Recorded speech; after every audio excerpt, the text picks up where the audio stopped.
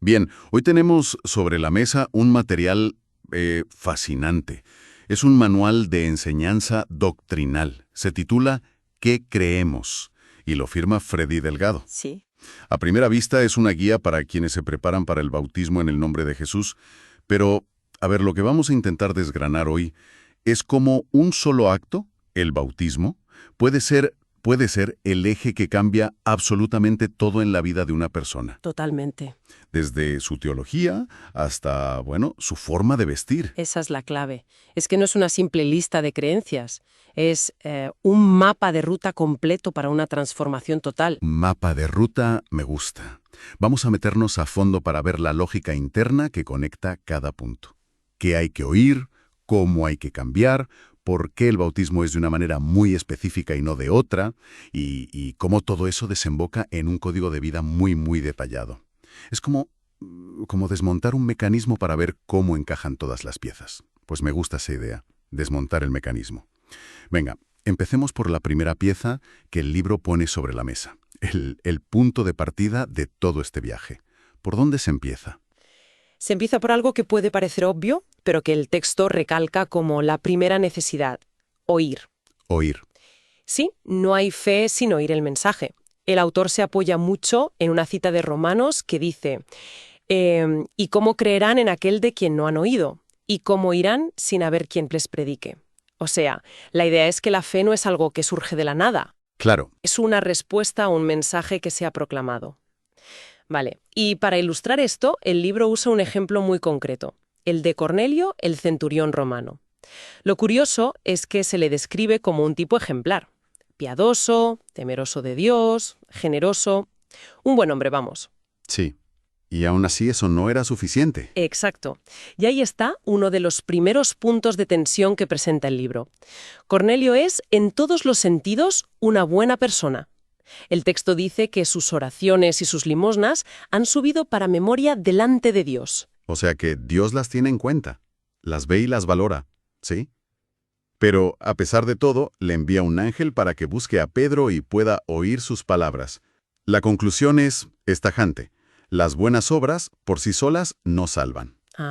Abren la puerta, te hacen notable ante Dios, pero no sustituyen la necesidad de escuchar el Evangelio. Eso choca un poco con una idea tan extendida hoy en día de que lo que cuenta es ser buena persona.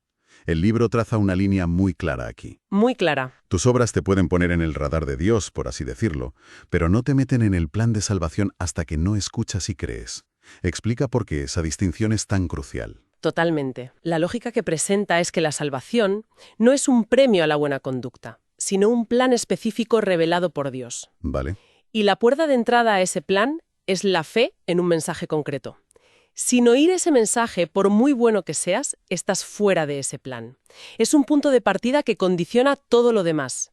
No se trata de acumular méritos, sino de aceptar una revelación. De acuerdo, entonces la persona oye el mensaje, le hace clic y cree. ¿Qué viene después? Porque no basta con un asentimiento intelectual, ¿verdad? No, para nada. El siguiente paso indispensable es el arrepentimiento. Y aquí el libro se esfuerza mucho en distinguirlo del simple remordimiento. Claro, no es solo sentirse mal. No. Profundiza en el término griego original, metanoeo. Ah, sí, metanoio. Suele traducirse como cambio de mente, ¿no? Eso es. Pero el libro lo lleva más allá. No es solo un cambio de opinión, es una transformación radical. De la mente, de la actitud y, sobre todo, de la dirección de tu vida. Una decisión activa. Es una decisión activa de dar media vuelta y abandonar el camino del pecado. El remordimiento te deja paralizado en la culpa.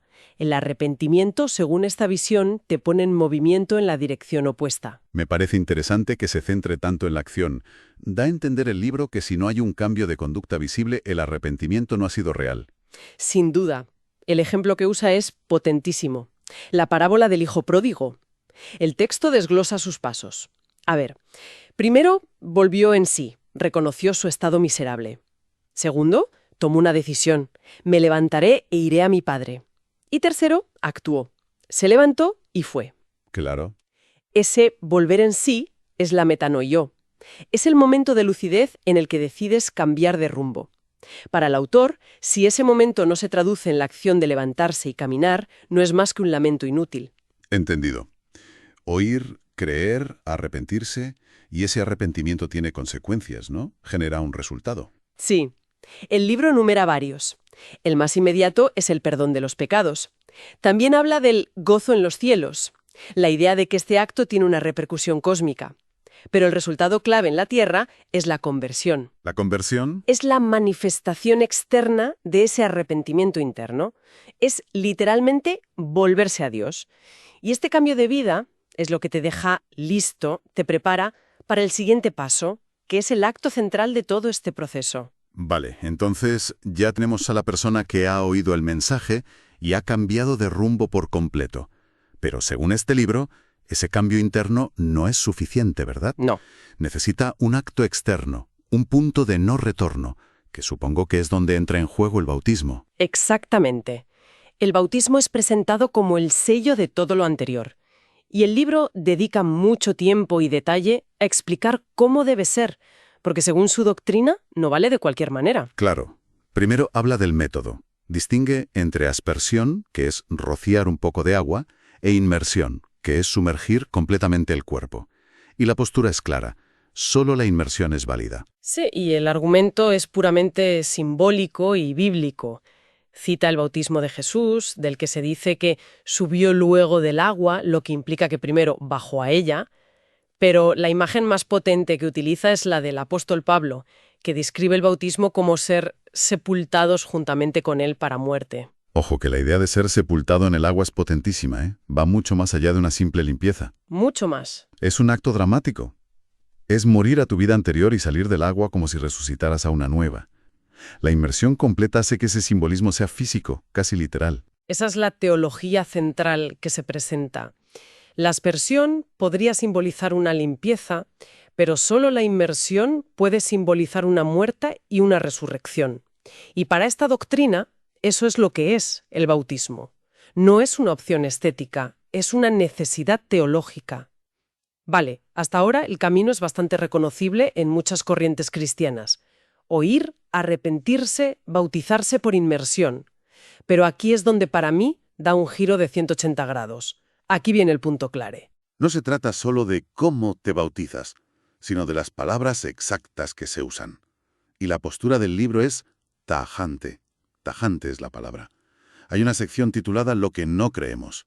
Y uno de los puntos más destacados es no bautizamos en el nombre del Padre y del Hijo y del Espíritu Santo. Títulos. Títulos, entre paréntesis. Exacto. Rechaza de plano la fórmula trinitaria que usa la inmensa mayoría del cristianismo. La doctrina fundamental que expone es que el único bautismo válido es el que se hace invocando un solo nombre, en el nombre de Jesucristo. Y esto no es un detalle menor. Esto es el corazón de la cuestión. ¿Cuál es el motor teológico que hay detrás de una afirmación tan rotunda? El motor es la doctrina sobre la naturaleza de Dios, que lo redefine todo. El libro rechaza la idea de la Trinidad como tres personas distintas y coeternas. Vale. En su lugar, defiende lo que se conoce como la doctrina de la unicidad. Describe lo que la Biblia llama el misterio de la piedad, que hay un único Dios, y que ese Dios se manifestó en carne, se hizo hombre, en la persona de Jesucristo. Entiendo. Entonces, desde esa perspectiva, Padre, Hijo y Espíritu Santo no son tres personas, sino más bien ¿Roles? tres roles, tres manifestaciones o tres modos en los que ese único Dios se ha revelado a la humanidad. Exactamente. Ajá.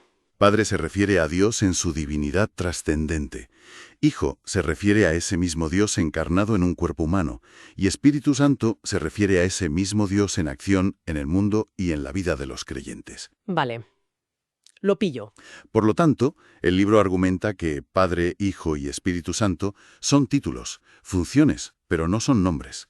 El único nombre revelado para la salvación, el nombre que engloba toda la plenitud de la deidad, es Jesús. Ahora encaja todo. Si crees que Jesús es la manifestación visible del único Dios invisible, entonces invocar su nombre en el bautismo es invocar la totalidad de Dios. ¿Claro? No hacen falta tres títulos si un solo nombre lo contiene todo. Es una lógica implacable si partes de esa premisa sobre Dios. Esa es la clave. Este punto sobre la deidad es el motor de toda la doctrina. No es una diferencia teológica menor, es lo que redefine el acto más fundamental, el bautismo, y lo convierte en el punto de entrada a esta fe específica.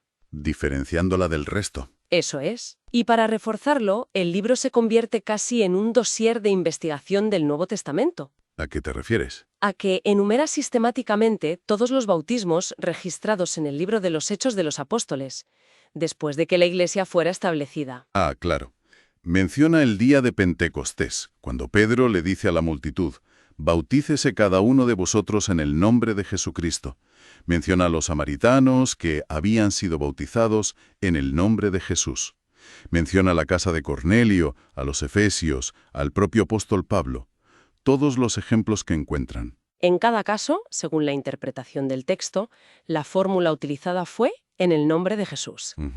Esto se presenta como la prueba irrefutable de la práctica apostólica original. Vale, el argumento es, esto es lo que hacían los apóstoles y por tanto esto es lo que hay que hacer. Es un argumento de restauración. Muy bien. Entonces una persona ha recorrido todo este camino. Ha oído, se ha arrepentido, ha sido sepultada en el agua en el nombre de Jesús. Sí, Ahora es un creyente de pleno derecho según esta doctrina. sí. ¿Y ahora qué? ¿Cómo se traduce todo esto en su día a día? Pues aquí es donde la teología aterriza de forma muy concreta. El libro detalla un conjunto muy completo de responsabilidades y deberes del creyente. Un código de conducta, básicamente. Sí, un código de conducta integral. Y lo interesante no es la lista de reglas en sí, sino el principio que parece unirlas a todas, la idea de una separación visible del mundo. Separación. No es solo una creencia interna, es una identidad que se tiene que poder ver desde fuera. ¿En todo momento? A ver, desglosa eso. ¿Cómo se manifiesta esa separación visible? Se manifiesta en todas las áreas. Primero con la Iglesia. Se espera que la persona se congregue fielmente, que sostenga la obra financieramente con sus diezmos y ofrendas, ¿Vale? y que muestre sujeción y respeto a la figura del pastor. Es el compromiso con la comunidad. Ok, eso dentro de la Iglesia. Y fuera de la separación se hace más evidente. Se habla de dar un testimonio de vida transformada. Esto incluye, por ejemplo, un vestir modesto y apartado de las modas. El texto es muy específico. ¿En qué sentido? Menciona que las mujeres deben evitar peinados ostentosos, el uso de joyas o el maquillaje excesivo, y luego están las prohibiciones claras sobre lo que el libro considera prácticas mundanas. Nada de fumar, beber alcohol, juegos de azar, ir a discotecas o bailes. Es una frontera muy definida entre el dentro y el fuera. No hay zonas grises. Ninguna. Tu aspecto y tus aficiones tienen que reflejar que perteneces a otro reino, por así decirlo. Esa es la idea fundamental. Tu conducta pública es un cartel luminoso que anuncia tu fe. Y esa misma lógica se aplica a la esfera más íntima. La vida privada. En la vida privada se insta a la oración constante y a la lectura diaria de la Biblia como un alimento espiritual. Y en la vida familiar se establecen roles muy definidos. ¿En qué sentido? Se presenta un modelo patriarcal clásico. El esposo es la cabeza del hogar, el proveedor y protector. La esposa debe estar sujeta a él y juntos tienen la obligación de criar a sus hijos en esta misma doctrina, asegurando la continuidad de la fe. Claro. Hay un punto muy concreto que me llamó la atención. La orden de romper radicalmente con cualquier forma de idolatría. ¿Cómo qué, por ejemplo? Esto significa deshacerse de cualquier imagen religiosa, estatuas, escapularios, cualquier objeto de veneración. De nuevo, la idea de una lealtad exclusiva y visible. Es un modelo de vida total, que no deja ningún rincón sin legislar, por así decirlo. Eso es. Desde tu cuenta bancaria y tu armario, hasta tus relaciones familiares y la decoración de tu casa. Todo está interconectado y al servicio de esa coherencia doctrinal. Coherencia y perseverancia. El libro insiste en que este camino no termina con el bautismo. Ese es el comienzo. La vida cristiana es una carrera de fondo que requiere disciplina y mantenerse dentro de estos parámetros hasta el final. Hagamos un resumen para tener la foto completa. Tenemos un camino que empieza con un acto de escucha del Evangelio, Sí, que no puede ser sustituido por buenas obras. Esto lleva a un arrepentimiento activo, un cambio de dirección, que se sella con el bautismo, y un bautismo muy específico, sí. por inmersión total, que simboliza una muerte y resurrección, y en el nombre de Jesús, lo cual está ligado inseparablemente a una teología de la unicidad de Dios, donde Jesús es la manifestación plena de la deidad. Exacto. A partir de ese punto de no retorno, se despliega todo un modelo de vida basado en la separación del mundo y la coherencia doctrinal, que abarca desde la vida pública hasta la familiar. Todo el sistema se sostiene sobre esa pieza central de la naturaleza de Dios. Si quitas eso, todo lo demás Se desmorona. se desmorona. Y esto nos deja con una reflexión final para que quien nos escucha siga dándole vueltas. Sí, hay algo que el libro afirma repetidamente. Dice que comprender estos misterios, especialmente el de la deidad, no es algo que se logra solo con el intelecto o el estudio. No es académico, ¿no? Se presenta como una revelación concedida por el Espíritu de Dios. De hecho, cita un pasaje de Mateo que dice: «Porque a vosotros os ha sido concedido conocer los misterios del reino de los cielos, pero a ellos no». De ahí está la pregunta. Exacto. Esto plantea una cuestión fascinante sobre la relación entre la fe y el conocimiento.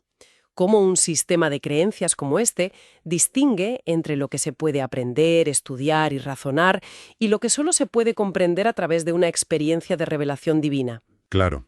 Y llevando esto un paso más allá, ¿qué implicaciones tiene esa distinción para el diálogo con otros sistemas de fe, que parten de premisas o quizás de revelaciones diferentes?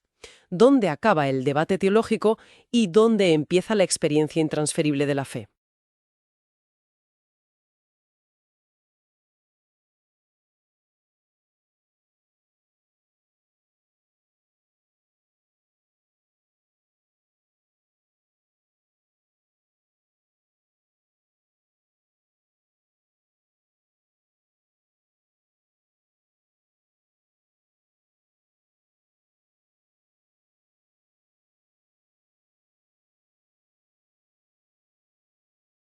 De volver a la práctica primitiva.